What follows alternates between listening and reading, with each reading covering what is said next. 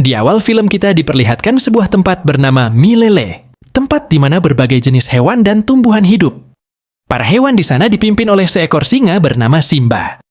Terlihat Simba sedang berbicara di depan semua hewan, bahwa semua yang terjadi di sini berkat mendiang ayahnya, dan dia berjanji akan menjaganya. My father's vision. Scene berpindah pada kedua sahabat Simba yang bernama Pumba dan Timon. Simba sangat khawatir dengan keadaan istrinya, yaitu Nala yang sedang mengandung anaknya.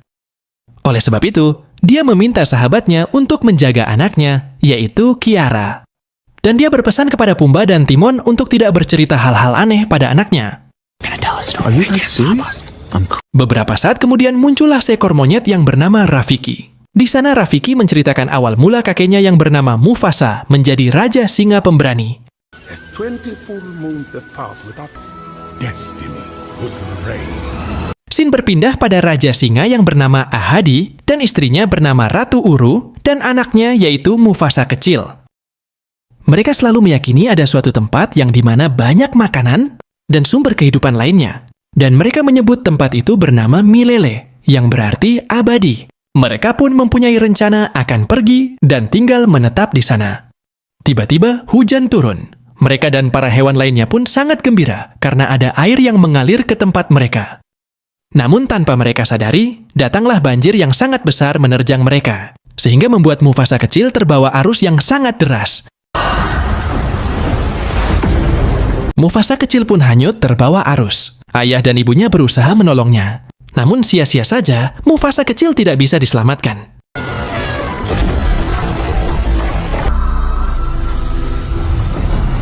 Mufasa pun hanyut terbawa air sungai, ke tempat di mana ia sendiri tidak mengetahui tempat itu. Terlihat Mufasa berpegangan pada sebuah batang pohon. Tiba-tiba saja buaya datang menyerang dan ingin memakannya. Untung saja, di waktu yang tepat datanglah seekor anak singa lain yang bernama Taka dan ibunya bernama Esi menyelamatkannya dan membawanya ke kawanan. Sesampainya di sana, Esi memperkenalkan Mufasa kepada ayah Taka yang bernama Obasi. Di sini terlihat Obasi sangat tidak menyukai Mufasa, karena Mufasa adalah singa asing yang bukan dari kelompok mereka. Namun berbeda dengan Esi ibu Taka yang mengizinkan Mufasa tinggal, karena dia kehilangan ayah dan ibunya. He lives, Obasi. He stays with me. Ayah Taka memberikan kesempatan kepada Mufasa, jika dia bisa mengalahkan Taka dalam balap lari, dia akan diizinkan untuk tinggal bersama mereka. Away from him. Singkat cerita, Mufasa bisa mengalahkan Taka dalam balap lari itu. Meskipun Taka sebenarnya mengalah padanya, karena Taka ingin Mufasa tinggal bersamanya.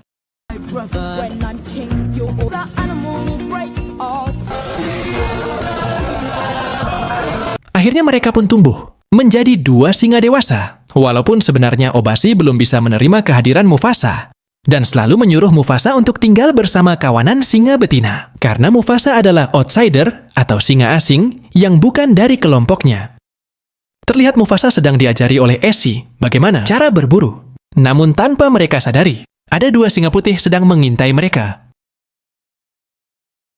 Ketika para singa putih itu menyerang, dengan segera Mufasa melawannya dan menolong ibu Taka dari kematian. Dan salah satu singa putih itu mati di tangan Mufasa, dan satunya lagi melarikan diri.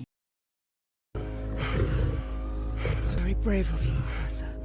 Mengetahui hal itu, Obasi berterima kasih kepada Mufasa karena telah menyelamatkan istrinya. A great debt, Mufasa.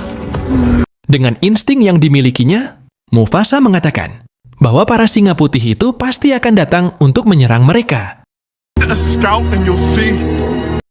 Scene berpindah pada kawanan singa putih. Mereka dipimpin singa jantan yang bernama Kiros. Terlihat di sini Kiros sangat marah mengetahui bahwa anak buahnya kalah dalam pertarungan melawan Mufasa.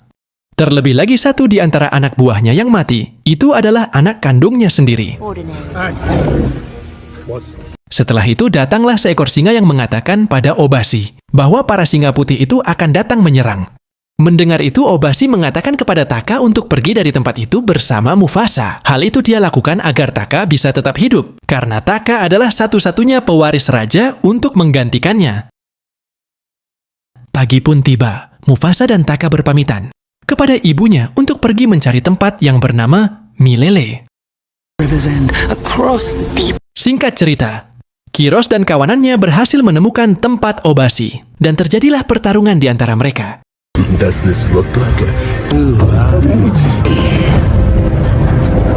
Setelah kejadian itu, Kiros bersama kawanannya mencari keberadaan Mufasa, dan dia pun menemukannya. Kiros yang sudah berada di puncak kemarahannya, berniat untuk membalaskan dendam atas kematian putranya kepada Mufasa. Karena posisi terpojok, Taka dan Mufasa pun melompat ke bawah jurang.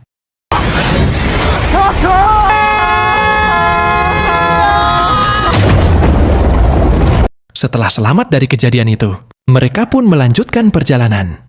Singkat cerita, di tengah perjalanan, mereka bertemu dengan singa betina bernama Sarabi dan seekor burung bernama Zazu.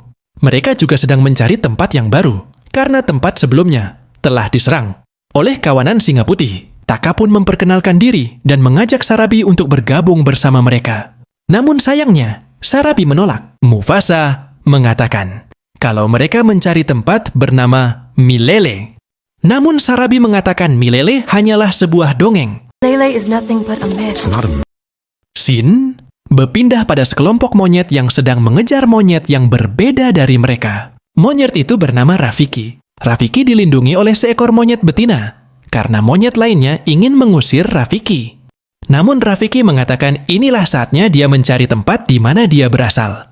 Where I should have gone long... Singkat cerita, Rafiki pun pergi. Dia berjalan sendirian, namun ia sedang diawasi oleh Mufasa dan teman-temannya.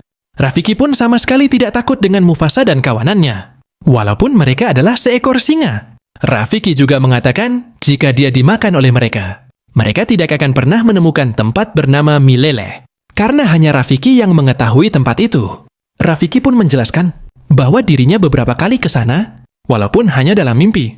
Mendengar itu mereka semua setuju untuk pergi bersama mencari tempat bernama Milele. May smoke, but it will never burn.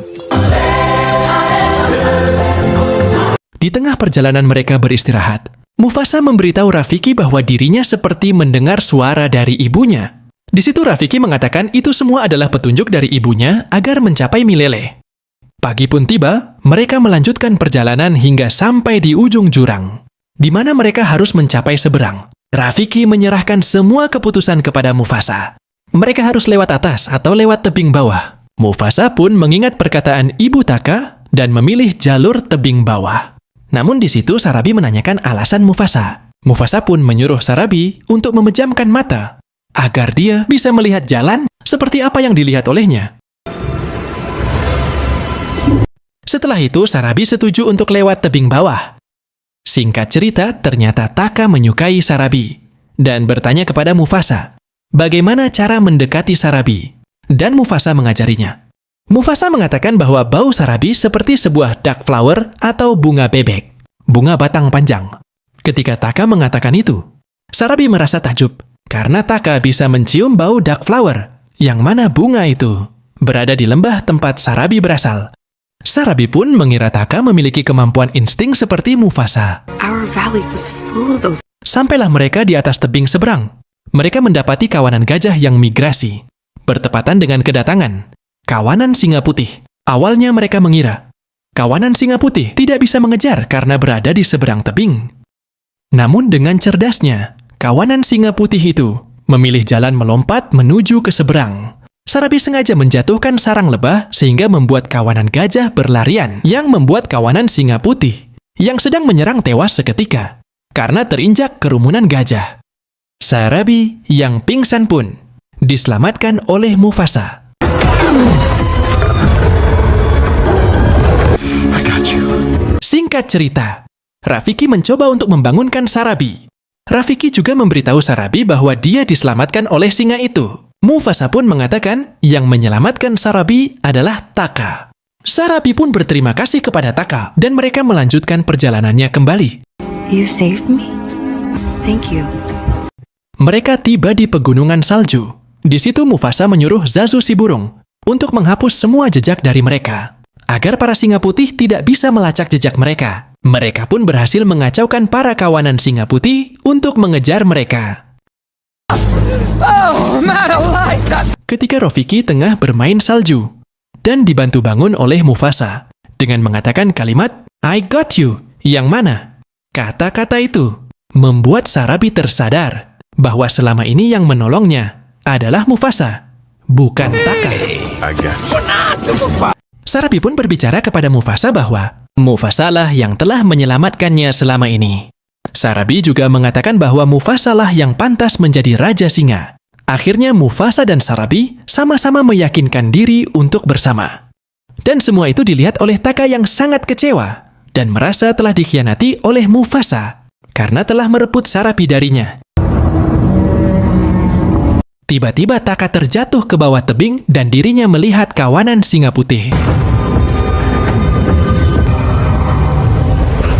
Demi membalaskan dendam kepada Mufasa, Taka memberanikan diri untuk mendekati kawanan Kiros dan membantu untuk menangkap Mufasa. Di situ, Taka memberitahukan bahwa yang membunuh anaknya adalah Mufasa. It was Mufasa. Singkat cerita, akhirnya mereka sampai di tempat yang mereka cari, yaitu Milele. Di sana, Rafiki juga akhirnya menemukan pohon besar yang ia lihat di mimpinya, yang menandakan ini benar-benar tempat bernama Milele. Kemudian, Mufasa bertanya, apakah Rafiki mencari saudara kembarnya di pohon itu? Rafiki menjawab bahwa saudaranya telah lama tiada. Yang dilihatnya dalam mimpi adalah saudara lainnya, yaitu Mufasa sendiri. My brother. Para hewan pun mendekati Mufasa, dan mereka berharap Mufasa tidak membawa bahaya ke Milele. Mufasa berjanji bahwa kawanan singa putih tidak akan pernah ke Milele. Namun tiba-tiba dari atas tebing muncullah kawanan singa putih yang dipimpin oleh Kiros. Mufasa pun memerintahkan Rafiki untuk memanggil kawanan hewan lain untuk bersama-sama melawan kawanan singa putih. Kiros memberitahu kepada Mufasa bahwa Taka telah mengkhianatinya. Dan berkat Taka, Kiros dan kawanannya bisa sampai di Milele. Akhirnya Mufasa dan Kiros pun bertarung. Dan Kiros pun terjatuh. Lalu Mufasa meminta semua hewan untuk membantunya. Itu semua dia lakukan agar Milele tetap menjadi tempat tinggal mereka dan tidak akan dikuasai oleh para singa putih. Akhirnya mereka setuju dengan Mufasa dan membantunya mempertahankan Milele dari kawanan singa putih. Singkat cerita, Mufasa pun kembali bertarung dengan para singa putih, dan Mufasa terjatuh dari atas tebing dan kembali bertemu dengan Kiros. Mereka pun kembali bertarung, yang membuat Mufasa terpojok dan akan diserang oleh Kiros. Namun Taka tiba-tiba menolong Mufasa karena mengingat masa kecilnya dengan Mufasa. Dan disinilah awal mula Taka mendapatkan bekas cakar di wajahnya yang kemudian menjadi skar. Tiba-tiba bumi bergetar, yang mana tebing di atas Mufasa terbelah, yang membuat Mufasa dan Kiros jatuh dan tenggelam. Namun di situ Mufasa memanfaatkan batu besar yang terjatuh untuk menenggelamkan Kiros.